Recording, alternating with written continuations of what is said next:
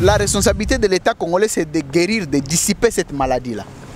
Mbongo Batieza combien? Parce qu'avant de la caisse de solidarité, il faut que Mbongo l'État congolais est capable de combien? Et puis etikali combien pour que bateau et à bonne volonté vous demandez les gens de bonne volonté sans nous dire préalablement qu'est-ce que l'État est capable de faire ou de mettre dans la caisse. Donc, on dit imbroglio, l'État irresponsable et défaillant. Il faut que le président de la République prenne le courage de démissionner avec tout son gouvernement. Attendez, s'il vous plaît, de démissionner. Là, vous appelez à Félix Tshisekedi à démissionner. Non, mais lorsque vous constatez l'insuffisance, lorsque vous constatez l'absence de l'autorité de l'État. Au moins, l'État est un groupe à théâtre. Moi, c'est un groupe à théâtre qu'il faut président un groupe que ce qui baby bobongisi na montage. C'est pas émission parce que l'émission on a besoin enregistrer pour monter pour kati biteno simbité. Mais l'État va monter à biteni. Donc ce qui simbi et simbi. Ce qui simbité et simbité. Congolais moko ameka ko la vaccin wana te. Ngai mutna lobiango. Congolais moko te. Au moins Congo ce qui bokanisa ba gardien basila. Congo est un gardien de temps. Congolais moko akotika laka ko la vaccin wana te atana ndoto soki ngana zana kinao. OK. Lobana longwao. Soki balingi ton ndima penda ke vaccin wana eza bien ndeko Tshisekedi abandango. Ndeko Muyembe abandango. Ndeko oyo mususu commerçant santé. Comprendre? Ça veut dire que ndeko Vital Kamerhe ndengaza wana a déjà bango mi balé faut ba formaliser ba démission na bango. Parce que justice est ali sacrée. Un directeur de cabinet d'un chef de l'État a affirmé qu'ils allaient instrumentaliser. Il doit nous dire qu'il a instrumentalisé la justice. Et comme justice est instrumentalisée, c'est une façon de dire que bateau yonyo so bakangama na justice wana ezalaki ba fausse procédure, ezalaki ba faux procès. Conseil nakopesa nandeko Moïse Katumbi, nandeko Martin Fayulu balongwa na lamuka.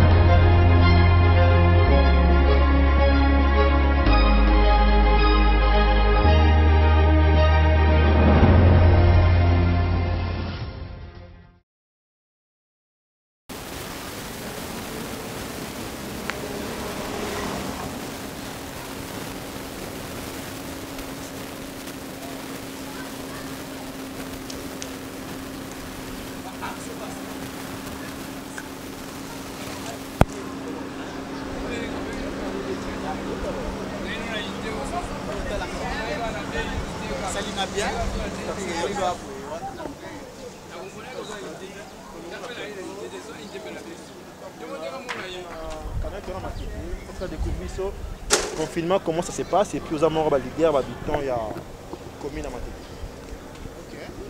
Au parquet alors, comme ça tu as la voiture de reportage. Ok. Voilà, madame ici, bonjour. Ouais, salut milliers internautes, bienvenue encore une fois à travers votre rubrique Taxi Presse, ensemble avec moi, votre journaliste Mike Ndenge.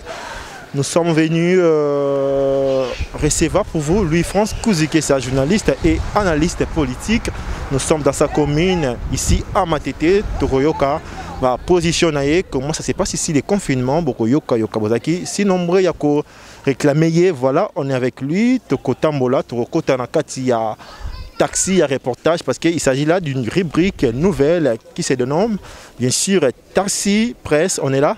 On peut s'embotter, on a surtout dans une équipe technique, et là je vois Paul Ayombe le Kino, j'étais sali pour que tout le monde ose apprécier jusque-là le bon travail autosali que ça là, pour Nabino. Nouvelle rubrique, Bokanga Combo, Taxi Presse, désormais, Toki Minon, plateau, Tokiti, na terrain, question Yakoyoka Yokabatu, Tambo la commune, pour faire voir Bino comment confinement.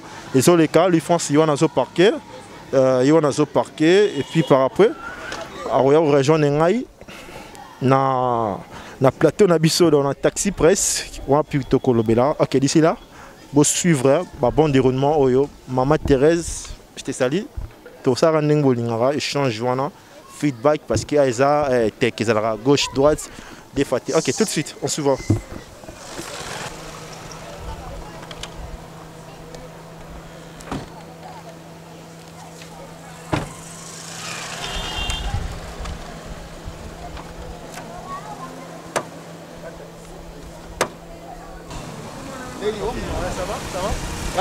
L'autre soir, il faut changer. Et les lois, ils ont reçu un athée. Tu sois répété. Babi, la journaliste, on diriger débat, tout ça en fait. Tu na dirigeant débat. Débat sur les autres thèmes, mais faut aux sango. On a comme ça débat. Na évité. Tu es yondo bandagi déjà. Ok, vous voyez, messieurs, madame, jusqu'à toko échanger. On a raté dans la échange d'idées. N'engue le bara, ba français le bara. L'échange d'idées que comment jaillir bien sûr. Une belle française concernant le confinement, comment ça se passe ici. Ouais, moi, je suis maman on a un plateau, dans il y a Taxi Presse, donc voilà. Et puis Borolanda. Messieurs, madame, c'est parti pour ce nouveau numéro ensemble avec les France Kouzike ça. Boboni, Tozala Kiwananaye, Akiti, Ayo rejoindre Bisso na plateau na Bisso, il y a Taxi Presse, Tozali Kotambola na commune Naye, il y a Matete. Alors ça, un peu constant, hein, comment ça se passe ici. Est-ce que cette mesure qui a été prise par Félix, est-ce qu'elle les a respectées jusque-là ou non? Déjà pour commencer, bonjour les Français encore. Bonjour Mike Ndenge, le tout-puissant. Moi, je suis Mikolo. Oh. Ah, Moutabang, c'est Mikolo. Ah bon, le tout-puissant. Ok, merci. Tu as un compliment. Tu as annoncé, tu as tambola na commune na Matete. Quand tu as déjà tes à côté. Bon, ils ont Banounou, ils ont quartier Banounou, ils ont Kwenge. Banounou ya quartier nangai de résidence tangeza aruna Kwenge eza quartier voisin donc toi na kati oni britannique quoi donc Matete penza tout ça wana merci pour l'invitation merci ndengo kiti na moni benana charwano mobimbo tamboli nango pour rejoindre biso tout ça l'émission donc moi ba innovation wana ça la bien non ba découverte moi bané déjà pour commencer président Félix Tshisekedi il est président hein? Apprendre qu'il y a des mesures, il y a entre autres il y a confinement total et puis partiel. Est-ce que les gens ont respecté jusqu'à cette mesure, mais surtout il y a distanciation, est-ce que ont respecté surtout? Bon, respecter ou pas, ils ont dépendre de la capacité à sensibilisation. La population, les maladies, na émettre doute belé. Non seulement qu'ils ont existé, mais moi légèreté est belé. Nandenge bazo memelango et bandi na président, ministre de la santé, commerçant na ministère de la santé. Commerçant, ministère de la santé. Le bien commerçant ministère de la santé. Oye ozo sous bon docteur Mouyembe sous bambalé na biloko wana mutazayi crédible mais à se faire emballer na biloko wana. Donc c'est ce qui fait que na stade doyo Mike il y a quoi reprocher à l'équipe wana riposte, il y a quoi reprocher à l'organisation au niveau national parce que toi c'est le pays où ce qui maladie pendant na Congo ezali réellement corona. Vous parlez Soki, c'est-à-dire vous en doutez jusque là? Non, c'est-à-dire que les doutes sont légitimes. Hein? Na droite les doutes sont légitimes parce que les doutes sont motivés sur base des éléments. Oui, mettre doute boité. Le premier élément de doute est que pays logo la biso ndenge toza boyé. On nous dit qu'il y a 8 guéris, 8 cas guéris de coronavirus, sans nous dire exactement c'est sur base de quel médicament bazo guérir en. Deuxièmement, c'est le pays où batu bakoufi sur base à Congo bololo na citron. 3 bana bakoufi parce que bapesi information. Attends, ministère de la santé a pesi information wanate. Mais en tant que ministère régulateur du secteur, il faut babo ya que non Congo bololo ezali médicament ya coronavirus té. Mais tango bovandi na oba benga na philosophie à communication les actes unilocutoires. Donc soki mokonza a lobby eloko tese kandimi. Donc tacitement bandima ki que Congo bololo ko la médicament pour na traiter coronavirus bat bakufi. Qui est le responsable pénal ya bana wana bakufaki? On comprend? Ils ont des questions aux commerçants na bino à défendre. Deuxième question ezali que si les lots yebité état les lots on a outa dénoncer l'eau moko. Ils ont madame Moko Rose Matondo. Ba memiye na hôpital sino congolais ya Njili.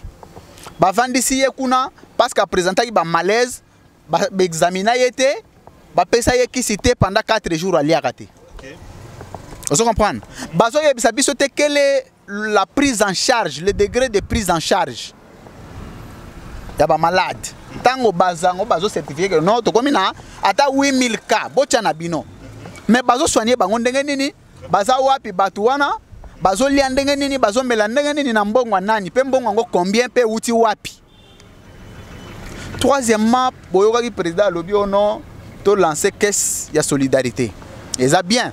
Mais quelle est la responsabilité de l'État? Parce que na mboka, l'État a le père d'un État. C'est lui qui s'est décidé de tous les secteurs. La responsabilité de l'État congolais, c'est de guérir, de dissiper cette maladie-là. Mbongo bacheza combien? Parce qu'avant de la caisse de solidarité, il faut que mbongo l'État congolais est capable de combien? Et puis etikali combien pour que bateau et à bonne volonté vous demandez les gens de bonne volonté sans nous dire préalablement qu'est-ce que l'État est capable de faire ou de mettre dans la caisse. Donc on dit imbroglio on a il a dit que l'État irresponsable et défaillant et ce qu'on moni na kati mboka Mike Ndenge, les individus commencent à mieux aider l'État. Et le peuple, voilà. C'est-à-dire que le peuple a pris en charge par des individus. Absolument. C'est-à-dire que le peuple a voté par dirigeants, mais comme il se faire aider par les individus privés. C'est qu'il y a une défaillance de l'État. Ce qui est une défaillance de l'État, il faut que le président de la République prenne le courage de démissionner. Avec tout son gouvernement. Attendez, s'il vous plaît. De démissionner, là vous appelez à Félix Tshisekedi à démissionner. Non, mais lorsque vous constatez l'insuffisance, lorsque vous constatez l'absence de l'autorité de l'État, au moment où l'État est un groupe à théâtre, groupe à théâtre, il faut président un groupe que ce qui est baby bobongisi na montage. Il a pas émission parce que l'émission a enregistré pour monter pour katibité no simbité. Mais l'État va monter habité nité. Donc, ce qui est Simbi et Simbi. Ce qui est Simbité et Simbité. Ok. Maintenant, tu évolues quand même. C'est qui les seules personnes, la seule personne, pardon, les seuls peuples parmi autant. D'abord, est-ce que Corona Zate est par rapport à annoncer des décès maintenant? Et là que ça dérangé sur ce BTBD plus d'un, et ça par rapport à la vaccination, Balingi va ça essaye technique en RDC parmi les pays où temps ma nation est arrêtée. Votre point de vue, est-ce que vous estimez que c'est important? Mike, quand on a émission, titre Oyo Ochango na émission na yo titre émission. Congolais moko ameka kome la vaccin wana te. Ngai mutu na lobi yango. Congolais moko te. O moni Congo soki bokanisa ba gardien basila, Congo ezana ba gardien des temples, eza ba biso. Nous ne nous ferons jamais corrompre. Okay. Nous ne nous ferons jamais intimider. Okay. Nous ne nous ferons jamais impressionner pour tout le chez Moutouté. Mike, Congolais moko akotika laka comme la vaccin wana te atana ndoto soki ngana zana kinawa. OK. Lobana longwa. Très bien. Comprendre? Premier élément ezali que au moni ngana sala biologie chimie. Produit nyonso ezali na phase expérimentale ba meka ngo na banyama. Kuna ngana zo lobate tala. Tama tetende comment? Tala. Bourgmestre a PPRD. Fédéral a PPRD. Bailon ce qui gagne ben on a tala. Avant de 12 ans na matin. Tout le monde a des compétences et comment remplacer na quota politique. Na quota politique. Tala ma tetende comment? Tout le monde ça tété jusque là. Ça dit que Boche bourgmestre moko boye non seulement est incompétent parce que s'il sa 6e primaire était. Azape mutu moko boye. Moutou a perdre les sous. C'est sa 6e primaire. De soit comment l'antique a bien, ils ont la 5e primaire. On évolue justement concernant ces vaccins. Essaye, parce que là on a quand on besoin de ça la biologie, ça biso découverte. En plus de ça, coronavirus, c'est une nouvelle découverte. Vaccin, c'est une substance chimique. Substance chimique, c'est un produit qui est méca. Or, nous avons voilà pourquoi on a droit, le droit le plus prépondérant de tous les droits, c'est le droit à la vie. Ceux qui ont un vaccin, 20 koufi. Non, responsable pénal. Maintenant, comment comprenez que tout le monde qui conseillé à Félix Tshisekedi a le but que Félix attaque au courant en côté. Bazo Lukambongo, mais c'est qu'il faut démissionner. Maintenant, le chef de l'État, Bassa Makambo éviter. Et sous-informé, un président de la République. Or, c'est normalement, il devait être la personne la mieux informée. L'article 69 de la Constitution, Babenguié, le garant des institutions. Nous avons aidé Bango à interpréter les dispositions en tant que technicien de droit. Allez-y. Le garant des institutions de la République, à gauche, mon cher. Ezali, Moutoyo Babengi, les transcendants du pouvoir institutionnel en démocratie classique. C'est-à-dire que pouvoir nyonso, les trois piliers de pouvoir, ils allaient centraliser dans l'impulsion parce que c'est lui qui définit la politique gouvernementale. Ceux qui bangambo ils ont salé manakata gouvernement parce que c'est un des secteurs du gouvernement, tu as bien le ministère de la santé, il y a yébité. C'est de l'irresponsabilité. Très bien. C'est de l'irresponsabilité politique. Puis tous les opposants de côté sécurité. Tous les opposants ya ennemi ya peuple congolais. De côté sécurité soka sali bien to ko betele maboko. Soka sali mabe ndeko na ngai yeba ke na ko sala muta liboso. Vaccin wana deuxième élément. Na poto kuna eza vaccin place oyo coronavirus ezo sala ba mort. Na sali place taux le plus élevé ya ba victime ya coronavirus. Mike, ndenge nini boko longwa botiki poto boyo ko pesa vaccin na Congo awa to eza faible. Et puis plus grave encore vaccin wana eza na phase d'essai, phase expérimentale. Oye po anini? Po soki bat ba kufa belé ba africain ba kufa belé. C'est ça en fait.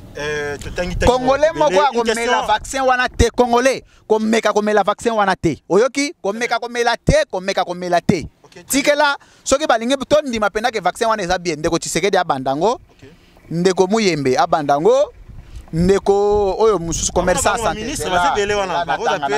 là natanga nanu yo sala l'aise. Je suis trop à l'aise. Oyo commerçant wana santé comme na yenani abanda eteni longondo abanda pe kozwago ndeko oyo ya Sénat Alexis Tambwe Mwamba abandango madame Mabunda abandango ba député babandango ba sénateur abandango ndeko Ngobila abandango okantina kotika mutu gouvernement provincial abandango gouvernement national abandango excellent Charles Mbuta Muntu abandango to tikela bango pendant 1 mois. Soki to moni 1 mois réaction exacte ndeto tindi peuple aya gome mais soki to moni ke bango ba bandité peuple pe akobanda te. Les France, si la population dans le monde, est-ce que vous avez scientifiques aujourd'hui au coquille cause d'avis que les chercheurs bateau vont diriger le monde entier, que ce soit en Occident, un jour là-bas rêver qu'il faut ça les lormons réduire la population, est-ce que au coquille comme commune là on a mis nini, c'est déjà un signe qui est vers la fin du monde ou bien ça va battunder bazoko pour anticiper. Bon, Mike Ndenge omoni tozo lobate que c'est une très mauvaise lecture ya bat bazoko kansage vaccin wana yeko boma batu. Non, c'est pas comme ça. Balingi ba boma batu te. Mais vaccin wana eza na phase expérimentale. Ça veut dire quoi? Ça veut dire que bazo meka. Soke simbi c'est bon. Soke simbi te et bomi batu. Très bien. Vous comprenez? C'est-à-dire que ça n'a pas produit sur composition chimique non c'est toxique. OK, très bien. Ah tu sais. Ah ouais, oyo, eza viaza. Eza quartier viaza. Oyo, eza quartier Mboloko. OK, Mboloko. Ah. Toujours na matete. Bailon tala ndenga boma matete. Tala bailon ndenga boma matete. Population maza quartier de luxe. Te awa population nzalizali. Omoni Congo Mike Ndenge tozwaka ba mikano na sentiment te. Eza na problème ya nzala. Nzalizali. Sikoyo ezala difficile pour population à s'en sortir. Tous allons vraiment rassurer que il faut pas bien déjà il faut révéler que na temps normal. Oyo ezala na temps normal. Peuple a vendu. Peuple, gouvernement est en place, Koli est à la rapace. Tant que tu as une situation normale, déjà Congo est à la rapace. Lorsque tu as une situation d'urgence, et vous en donnez. Maintenant, très bien. Le France, tu l'as quand même politique. Tu l'as dit, il y a coronavirus, tu as les messages, les messages essentiels. Messieurs, madame, comprenez-moi. Cache bouche, tu as les eaux compétibles, tu l'as bien. Tu l'as dit, tu l'as mouki. La somme que j'ai acheté. J'ai acheté. Non, répondre à la question non par élégance, mais je n'ai pas cette habilité à poser ma question. Il y en a eu par élégance. Il y en a dit Chine. Chine est côté coroné bandaki. Les lignes ça qui n'a pas ça y est déjà ndam na kabeli en déjà. Il y OK, la question tout le monde te politique, tout là te la monki. Faut-être caméra dire cap. il y a Félix Tshisekedi. Bazali invité na parquet, il y a matete tout monde quand même une réunion importante et Salama qui n'a pas certains cadres bien sûr, il y a UNC entre autres les ministres bazana cadre si les députés pour dire que ils ont acharnement contre le président national votre point de vue quant à ça. Bon Mike au moins Congo ils ont beaucoup sentiment politique. Bon on na lingaka te ko lobela mambo ba sentiment na lingaka ko aider peuple na marambo yo ezati. Constitution en Boka Biso comme le droit positif congolais, parce qu'on a comme technicien de droit, et tikali ko épargner mutute, et tikali ko tia mutute au-dessus de la loi. Ndeko Vital Kamerhe azali ko jouir na privilège de juridiction, c'est-à-dire que par rapport à statut à occupé, mais au pexayete ke bakangaye ceux qui makambo sali ezali ko violer et porter entrave na loi ya Mboka na Biso.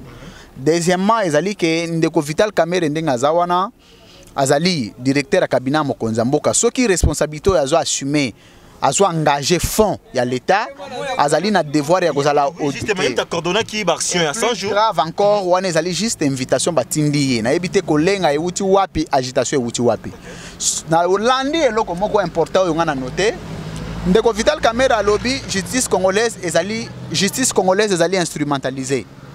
Ndeko Vital Kamerhe lelo oyo comme justice congolaise ezali instrumentalisée nani a instrumentalisé justice congolaise parce que INC ezana institution IDPS ezana institution seul yona président de la République Ndeko Félix Tshisekedi boza capable d'instrumentaliser justice parce que bino bozali au plus haut sommet ya état. Par conséquent pour des raisons d'élégance bino mibale faut démissionner parce que vous aviez détruit la justice. Oh, l'analogie, l'interprétation du discours juridique. Comprendre? Ça veut dire que Ndeko Vital Kamerhe ndenga zawana a déjà bango mi balé faut formaliser ba démission na bango. Parce que justice est ali sacrée. Un directeur de cabinet d'un chef de l'État a affirmé qu'ils allaient instrumentaliser, il doit nous dire qu'il a instrumentalisé la justice. Et comme justice est instrumentalisée, c'est une façon de dire que bato yonyo so bakangama na justice wana ezalaki ba fausse procédure, ezalaki ba faux procès. Et comme ezalaki ba faux procès, il faut pas dédommager bango parce que ezalaki juste une justice instrumentalisée qui aurait arrêté le digne fils du pays au basale l'autre côté. Là, on peut parler rapidement de ces cas de Mike Mukeba. Baza ebele ko bandi na Mike Mukeba eti bato nyonso bakangama na justice Mboka na biso, c'est que bakangama injustement. Il faut Ndeko Kamerhe na Mokonza Mboka ba démissionner, batika possibilité à justice Mboka na biso et sala musala nango et puis ba banda d'abord et puis bango moko ndenge basa wana. Bako kanga bango pour entrave na justice. Pour entrave à l'appareil judiciaire. Donc c'est tout à fait logique, c'est tout à fait normal. Tu en as besoin de Sorbonne pendant 5 ans pour comprendre. Tu en as besoin de moi lito ina ma recteur azoloba. Po biso de toi ba ta vérité. Moni Mike ndenge ndeza boye. Ba ko yebisa yo ke gauche aller na droite. Oyo aller pas Kabila, oyo aller pas Maman Olive, oyo aller pas Maman Nyakero, oyo aller pas Tshisekedi. Mais lui France Kouzike ça celle oyo agotika la pembe nya peuple. Bo kangilo bo enregistrer monsieur. Ti kanga vidéo. Et puis, il y a des gens qui ont été OK. Hein? OK.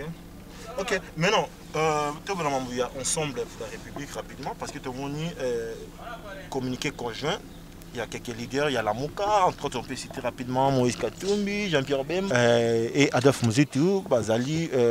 Qu'on présentait bien sûr indignation concernant cette pandémie, coronavirus, je ne sais pas. Est-ce qu'on peut parler en ces termes que c'est une récupération politique carrément parce que ensemble pour la République et mon âge depuis très longtemps, mais tout le monde a remonté dans la scène et puis du coup je ne sais pas. Est-ce que au moins il y a une récupération politique? Les récupération à partir du moment où bazan a droit à Rosalango. Est-ce que les ana bateau baza interdit ya kolobela makambo corona na ba oyo baza autorisé kolobela corona? Non. Mutunyo so ata yo ndengo za bwendo lobeli corona nani apesi autorisation? Mutute? Olobeli yango ndeni. Siko ndeni kaso ba ensemble ba lobeli. Je fonctionne en tant que journaliste, je fonctionne mais batoye baraté ce basa la nini aucune communication devant ma mebelezo de Kalamboka entre autres mambo ya ba nyamulenge ba lobate ma doazo ku fona est ba lobate zelana conseil na kopesa na Ndeko Moïse Katumbi Nandego Martin Fayulu balongwana lamuka. Qui vache. Va se faire leadership na bango na ndenge na bango. Parce que des leaders le plus crédible ba na chance ko bima moko fois bima président en 2023 ya entre bango mibale. Wana nazo ibisa o makambo solo Bato nyonso bako exprimer na bango ba ambition na bango Mike. Mais situation Congo eza nango. Des leaders oyo bato bako tchela moi espoir actuellement. Oyo bako lo bapeke non so ya koti quelque chose peut changer. Ndeko Moïse Katumbi, ndeko Martin Fayulu. Donc conseil on va longwa na bango. Ba longwa pour na ko éviter utopie politique. OK. Parce que tango yoza omoni balobaka ba mauvais troupe et corrompaka ba bonne mœurs. Tango boza na environnement pervers et ko sala que yo muto yoza bien ozala torpiller na kata système oza corrompu. Vous comprenez? Ce qui totali parcours ya bato yo totangi d'abord ndeko Moïse Katumbi totali parcours na ye. On m'a dit qu'à l'époque moi je n'ai jamais été proche de Moïse Katumbi na yebi été. Natika la pe ko monete, natika la pe ko za la proche na yete. Mais comme tu as un devoir na sacrément. Non, comment on m'approche? Non, pas comment on approche à Moutouté. Faut qu'on m'approche à ma valeur, Mike. Ça c'est très dangereux pour na lingi de quoi cha caméra to landaka. Ba congolais ba lingi ko za la approche à batu, ba mikala ngana go na niveau ngana ko na doctorant. Na ko za la mukala Moutouté. Mais faut za la approche à ba valeur. Ndeto ko tonga mboka. Et puis na kana 3 devises. Vérité, justice, intégrité. De choses na kata justice, vérité, intégrité, oza masa nangai. Mais ce qu'on a kata justice, vérité, intégrité, oza ennemi nanga. Nazo posa na yo. Wana za automatique. Tango à l'époque na yebaka susu ngana na kikwit. Parce que ngana mwana kikwit. Basa la conférence de gouverneurs na kikwit. Hein? Ba gouverneur nyonso bayaka. Ndeko Katumbi atuna gabi oyo villa kikwite. Atuna à l'époque commissaire du gouverneur. Abi pona nini boko sala mboka na bino boye. Le seul gouverneur abimisa, je crois à l'époque, 150 ou 200 000 $, abi bon réfectionner à ta école pamba. Parce que j'ai eu pitié. Ba gouverneur, ba genda ko sala recyclage na Katanga, ba yeko la gestion. C'est pour quelqu'un qui est un manager.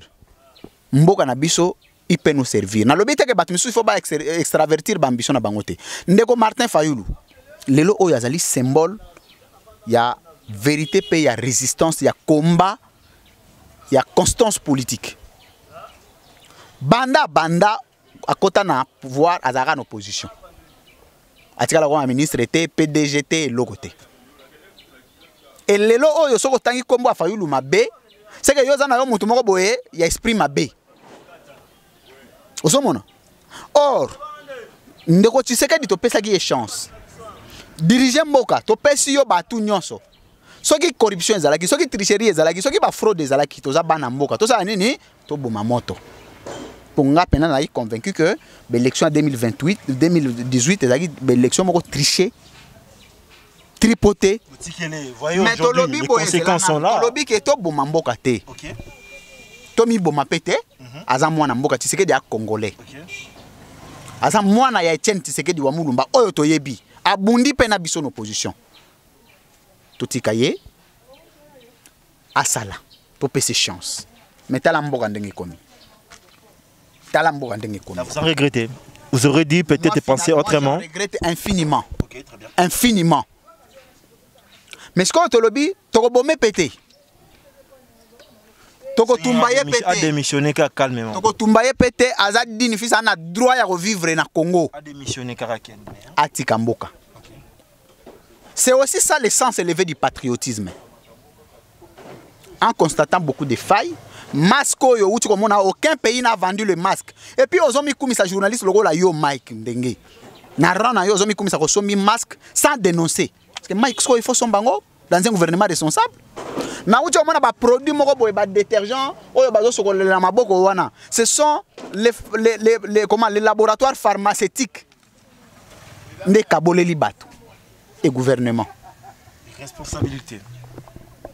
sikoyo yo sombi bo mutu ana mbongo akosomba te mama oyo avandaka na pai kongila mama oyo avandaka na kikwiti shengai mama oyo avandaka na masimanimba mama oyo avandaka na kisenso na ngaba na matete na bumbu na selembao oyo azana mbongo akosombela masque akufa te masque te akufa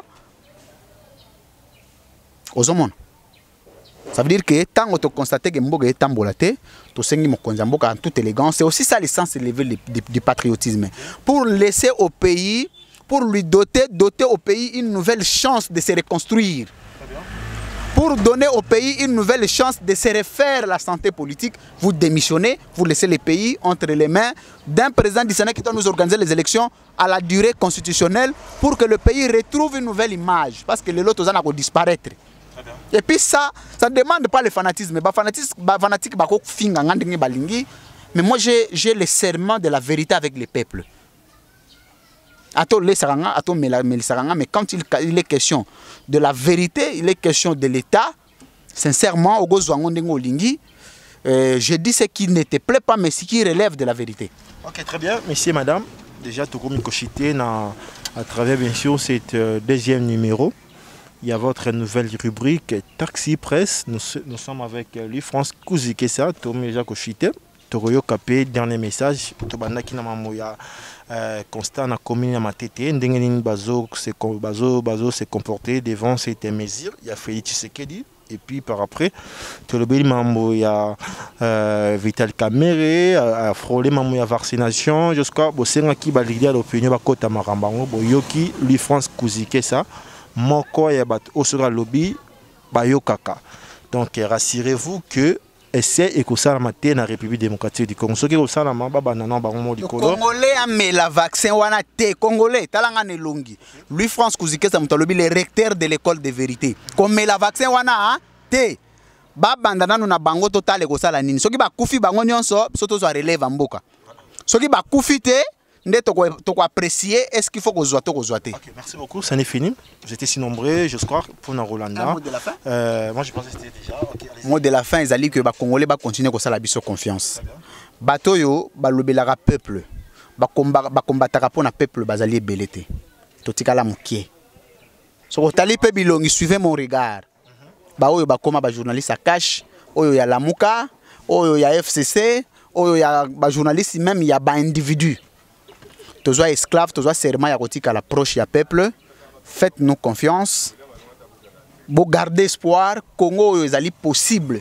Ce qui te le fanatisme, ce qui te le tribalisme, ce qui te le légèreté, corruption, la flatterie, tous allez capable de construire une bonne abisso. Dans l'unité, la paix, la tranquillité.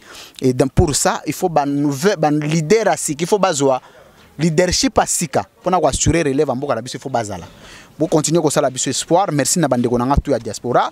Merci na ba congolais tout. Oyo ba continuer comme ça la biso confiance. Merci pour na média na bino. Merci na yo Mike Ndenge. Christabel a apprécié la émission na bino fort na mutunanga ye Christabel Kambiz Nyondo. Na dédié émission oyo na pesi mbote belé azana Canada. Azali pena mulandi munena émission na bino. Madame Christabel na pesi mbote belé. Merci na batutu. Oyo bazolanda émission na biso. Et puis il y a un conseiller spécial là. Donc il y a côté on a pu s'engager dans le conseil à Sakanata. Je vous aime beaucoup, madame ici. D'ici là, portez-vous bien. Allez, bye.